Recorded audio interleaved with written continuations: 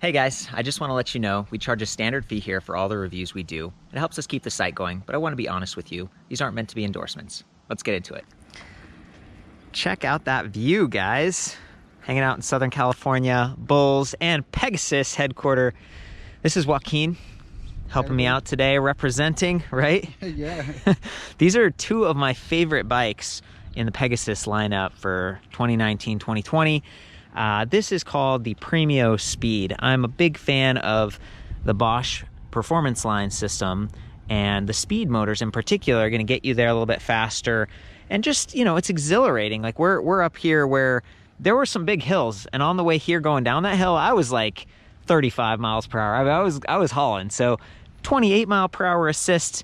It's nice when you're somewhere where maybe it's flat and you just want to get there a little bit faster, get that breeze blowing through your hair. So I love that they've packaged this motor with a performance PowerPack 500, so it's a higher capacity battery, 36 volt, 13.4 amp hours, because you do drain the battery a little bit faster at those high speeds. Anything over 20, I've heard it's like exponential battery use just because of the wind resistance and stuff, right? Which makes sense. We're not like super aerodynamic creatures when we're sitting upright. And that's one of the big draws for me on this particular bike, is that you can get really upright and relax. I mean, you look at this big freeway comfort saddle, suspension fork, fairly narrow, right? It's a spring fork. It's not air, 63 millimeters of travel. It's not like a ton, but it does have lockout. It does have preload adjust. So comfort is really taken into consideration. Just body position. There's 4 frame sizes between the 2 different models. So over here we have the high step, like diamond frame, and it's actually a little bit lighter. This is like 55 pounds, about 54.9 when we measured it.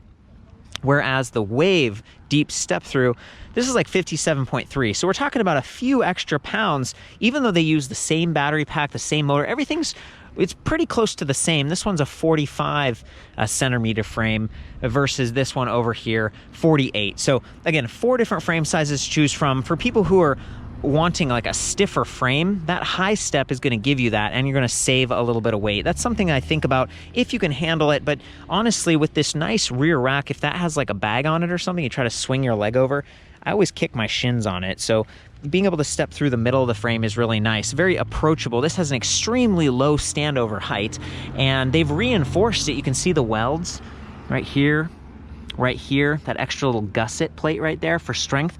There was no like speed wobble on this. I was testing, I was like shaking the bike back and forth.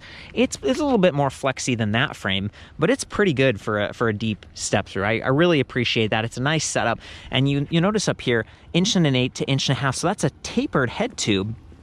You could get yourself maybe an upgraded fork someday if you really wanted to. You could completely customize this thing. It's nice stuff. 31.8 millimeters on that handlebar clamp right there versus 25.4. We were looking at the Premio Cross earlier today, a little bit of a lower price point. Yeah, you know, this one, I think it's $35.99. Does that ring a bell? I believe that's about the ballpoint pretty much. Right, and then the other one, I feel like it was $25.99. I mean, it's $27.99. $27.99. Thank you. That's why we got some help here, you know, going through all these specs and stuff. So it's a step up in terms of price. That other one had PowerPack 500s as well, but for the step through, they moved it back here, and it didn't have like the thicker handlebar. It didn't have quite as nice of brakes. 4-finger levers on these, Tektro Dorado, hydraulic, and they've got that extra wire. You see that right there on both of these? That activates the rear light. So at all times, because it's a speed pedelec, the lights are like kind of, you can't really turn them off. That's like a safety thing in Europe. And so there's the headlight. It's integrated, it points where you steer. It's mounted to the arch of that suspension, so it could go up and down a little bit. You know, if I could have my way, the lights would always be up high, so you're a bit more visible, especially given that this is a darker frame color. The Premio Cross, it's like gloss white. You stand out a little bit more, but it didn't have reflective sidewall stripes like this one does. These are Schwalbe Marathon Plus. They've even got that Performance Line Smart Guard puncture protection. Really nice stuff. These are 28 by 1.5, so they're still narrow. That one had narrow tires as well, but they were a little knobbier, which to me was kind of a question mark. This is the tire I would expect to see on a bike like this, but it's a more expensive tire. Now back to the lights that I was talking about, the display goes to sleep after a few minutes, so it just went to sleep. If I activate those, why don't you pull one of those real quick? Check that out. So we get like bright mode on that 5 LED supernova rear light. Very nice. The Premio Cross, it had a more basic like Fouchon rear light with just a couple LEDs. It didn't light up or anything. So that's really specific to a Speed pedelec setup. Grips, they're okay. They're non-locking. They're just kind of, they get the job done. They're ergonomic, fairly comfortable. And then, you know, we talked about the headset and the stem, a little bit nicer on this one compared to the other bike, a little bit heavier duty. Things are just a little bit thicker. But interestingly, it's the same fork. And the wheel diameter, 28s. This is like a city style, a city size, right? Larger diameter. It gives you a lower attack angle. It's got that nice rolling momentum. It's very efficient and just kind of like cuts right through the wind.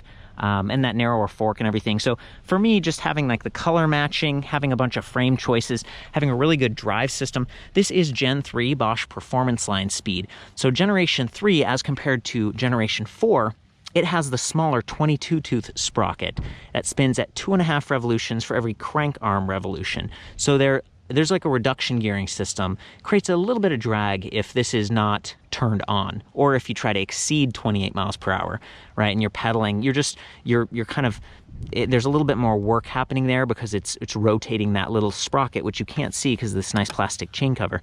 2.5 revolutions, not the end of the world. I've still really enjoyed this motor. There's a little bit of a whining, like ring, like you hear it a little bit more. I haven't spent a lot of time with the Gen 4, but considering this nice kit and then the $35.99 price point, I still think it's pretty good. And Bulls has kind of tipped it up a little bit and really kept it tight. There's this nice like alloy bash guard down here, skid plate. I'm going to take you to the other side, see what it looks like over here. Got the nice badging, Performance Line Speed.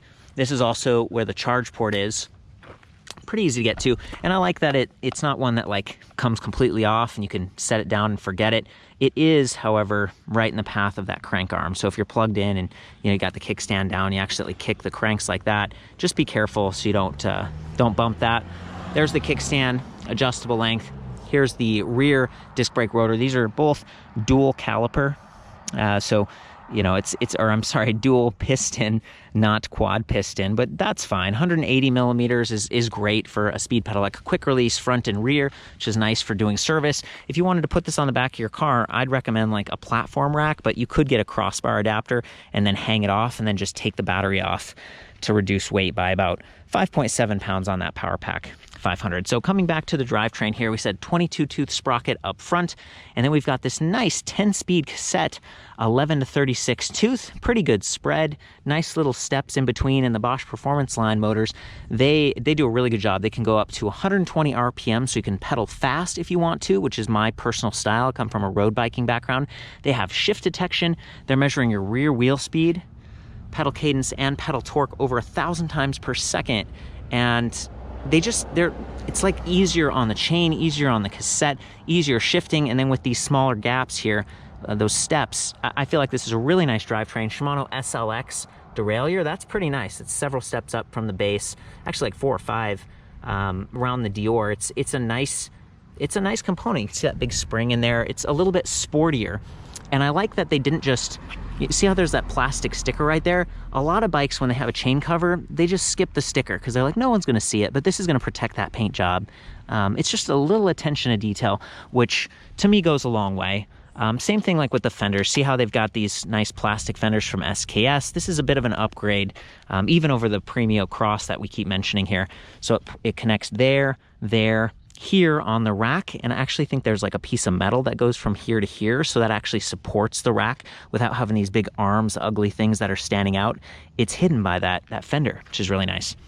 55-pound, 25-kilogram max weight on this thing. It's got the light integration that we pointed out earlier with these nice big pannier blockers, and this could act as like a bungee loop, so you could use bungees.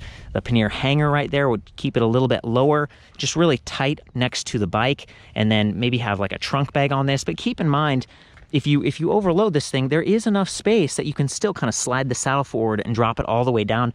I've got it raised really high because, you know, I have longer legs and it's more comfortable for me to get that full leg extension. You'll notice it didn't go all the way down. I think it's probably running into these bottle cage bosses. And this is only a 300 millimeter seat post that it comes with. So you might saw off like a few inches at the bottom to get that really low minimum saddle height. If you're someone who's just struggling to get on the saddle, you want to be able to touch the ground while you're riding the bike. Those are things I think about. So 300 millimeter length, 31.6 millimeter diameter. And I'm saying that because I would probably, like, I like this bike. I could see myself buying one of these. I would definitely get like a Suntour NCX suspension seat post or a Thudbuster or something, because then it would feel like full suspension. You have suspension up here, suspension back there, and at speed, even little vibrations or, you know, curbs and stuff if you're going off, it's so nice to have that comfort. And I would probably tip the handlebars up like that, and I would be probably carrying my charger around with me all the time. The charger that Bosch has is really nice. It's pretty lightweight. It's a 4 amp charger, so it fills that PowerPack 500 a lot faster than their 2 amp charger, comparable offerings from other companies. This is one of my favorite. I love the PowerPack because it's actually backwards compatible to PowerPack 400, and it's the lightest battery they have. The new power tubes are inside the frame. Yeah, that looks pretty, but it's a lot heavier. Again, 5.7 pounds on this, and it's like a universal. You may already have one, or maybe you could buy one used from a shop or something like that. This is just everything about this bike I really like, including, check this headlight. It's got like a little side window, so you can see if you're, you know, perpendicular to traffic, they can kind of see you from the side with those reflective sidewalls and the headlight. Little things like that. Internally routed cables, just awesome. And then I was going to show you the battery removal. It's something I don't always do, but it's kind of fun here. So we've got ABIS key to like, so we got a little key card here, and that number, you can use that to buy folding locks and stuff that match. So you only have to use one key. Put that lock in your bag, maybe with the charger. It's so nice. Everything you need is all set up on this bike. So I'm going to insert that, twist it. Will you go ahead and pull it off there? Perfect. Just tips right off. Seats right in there nicely, and the bracket and everything can be kind of tightened over time if you find that the battery's rattling. It's got that handle at the front. It's got a little charge level indicator on the side, and then the charging port at the base. That's the same charging port design as on the frame, so you don't need a dongle or anything. I mean, this is just like totally proven, bulletproof technology, and that's part of why they can offer such great warranty. And then Pegasus being part of Bulls, you got all those dealers you can go to get help, to get fitted, to get tune-ups over time. Probably not going to get flats quite as easily on this bike as one that doesn't have the puncture-resistant tires, but it's still nice to have someone in your corner who can help you keep this thing going. So, yeah, so for me, this is the best of all worlds. Like, I really like this bike. So here is the display panel. This is where things are like, meh, it's okay. It's the Bosch Purion. It's tiny. It's reachable, but it's not removable. You can adjust the angle to reduce glare a little bit, but it doesn't have all the readouts that the Intuvia or the new Kiox does. And now they have like a sort of a smartphone interface, so you could upgrade from this and get one of those if you wanted to, and you could charge your battery on the go for your phone and get more GPS features and stuff. It's nice, but this does get the job done, so I'm going to go through it. Power button on top comes to life pretty quickly usually. I wonder if maybe we got to prime it or something. Maybe the battery's not on. Let me make sure. Oh, there it is. Okay. Not sure what's going on here. Sometimes it is good you kind of prime the battery, because a lot of these new ones with the lithium-ion batteries have like a deep sleep mode, and that way it protects the cells. And by the way, to keep those going as long as possible, avoid extreme heat. Make sure it doesn't go all the way to zero. Try to keep it between 20 and 80% charge. That's the kind of a best practices there. So we have current speed in miles per hour. If we want, we can hold minus and tap power, change the kilometers per hour. It's pretty cool. We have assist level. It's in off right now. The light icon, which is always on because this is a speed pedelec, and that's just how they set it up for safety. And then 5 bars on that battery infographic, very similar to this battery infographic. And yeah, 20% steps. If we press the plus button, we're going to go from off to eco. It's the lowest level of assist. I think it's 55%. And then tour, maybe it's like 170 or something. Sport, and then 275 at turbo, up to 63 newton meters of torque. Very capable. Not quite as powerful as the Performance Line CX, which is 75 newton meters of torque, but still very, very capable. Gets the job done. And now that we're in one of those 4 assist levels, we can press walk mode, which is pretty cool. I'm going to stow the kickstand and hold plus, and the bike takes off. right? Like that's pretty cool. If you've got this loaded up, maybe you've got a child seat back there, a bunch of groceries or something, you're going to be able to stabilize it and climb. You know, we are in a hilly location. Maybe you're just going up your driveway or something. Getting a little bit of help from that motor, even in walking, can be very nice. Okay, so the other features are if you hold the minus key, it's going to say, okay, here's your trip distance, here's your total distance, like an odometer, here's your range. And range is really dynamic. It's based on the last mile of riding and your assist level and your battery and, you know, how full the tires are and how hard you're pedaling, like all those things. It takes all that into consideration, and then it gives you an estimate. So, you know, we're in turbo mode, 26 miles, pretty good. Now we go down to eco, 59. So see, there's a huge difference, and we have been climbing a lot, so I would actually estimate that you could get better range than this depending on your circumstances, but that's what this has been like for us today. And then usually you could hold plus and it would activate or deactivate the lights, but not this time, because remember, those lights are forced on right now. Other cool things, you can see kind of the brake lever hydraulic fluid, and this is like DOT approved. It's designed to not like freeze and stuff depending on your situation, though I know that there are parts of the north, like the freezing north, where people still might have some trouble to kind of store the bike inside. And I've seen some really cool like neoprene wraps and stuff that are now available online, where you can kind of cover your batteries, and it's good stuff. I mentioned before like the lockout, but this is where you do preload. You could take off that cover and tighten that up if you're someone who weighs a little bit more, so that you're not bottoming out the suspension. I feel like we've gone over almost everything. These pedals are, it's kind of like a plastic with some rubberized grip. They get the job done, but again, if you're in snow or something like that, or you just want a bigger platform, Wellgo sells some online that are like magnesium, and they have fixed pins, and there's all kinds of stuff. You can just go nuts. But most of the things are taken care of. Like most of the boxes are checked with this bike. Any other thoughts on this one, Joaquin?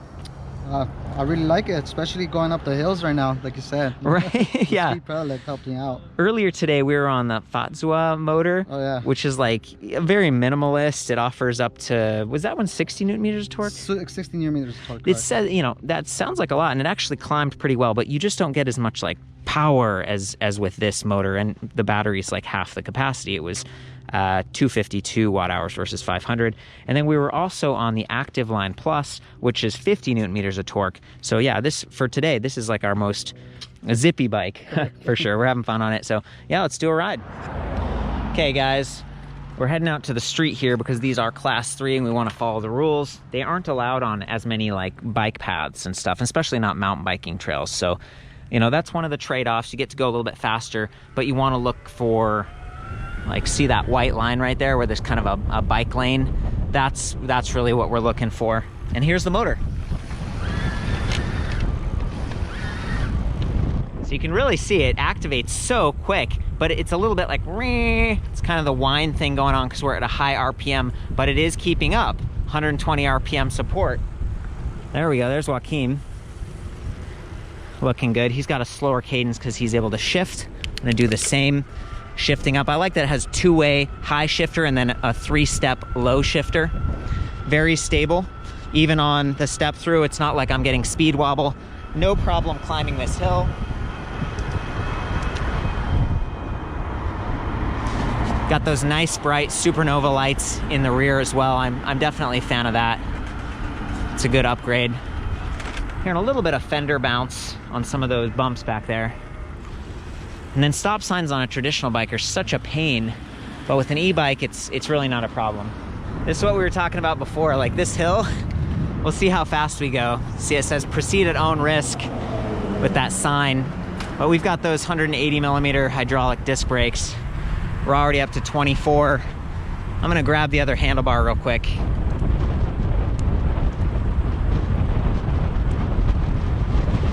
We're up to 35 right now.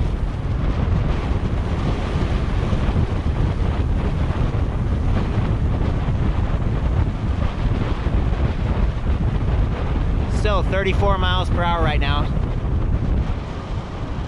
Good job, buddy. Thank you. No problem. This is single-handed hydraulic disc braking.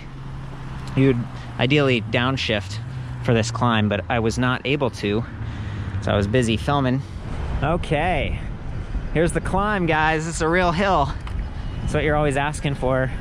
And it's nice because you really don't even have to get up. Like I'm at a pretty low cadence, which means the motor's doing more work, but I don't have to pedal as hard. Joaquim's doing it right. He's in a lower cadence and we're doing fine. I mean, I'm going like about 14, 15 miles per hour up this hill.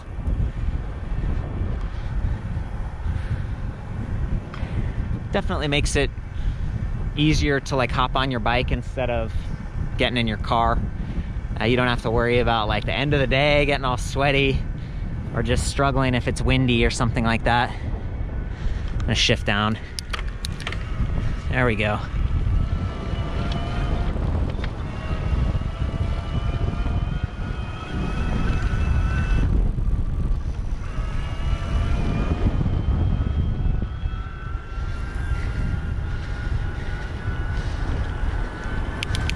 And the other one actually had a flick bell right here for signaling. This one, maybe it fell off during the move or something like that. These are kind of their demo bikes. Made it to this beautiful church here. Thought this would be a good place to end our little excursion. Guys, that is the PEGASUS Premio Speed. For the full written review, I'll see you back at ElectricBikeReview.com. I got all the specs, standover height, width, weight, all that stuff. So you can compare these bikes back to back in case you're looking at the standard cross. Have fun out there, ride safe. Love you guys. We'll see you on the next review.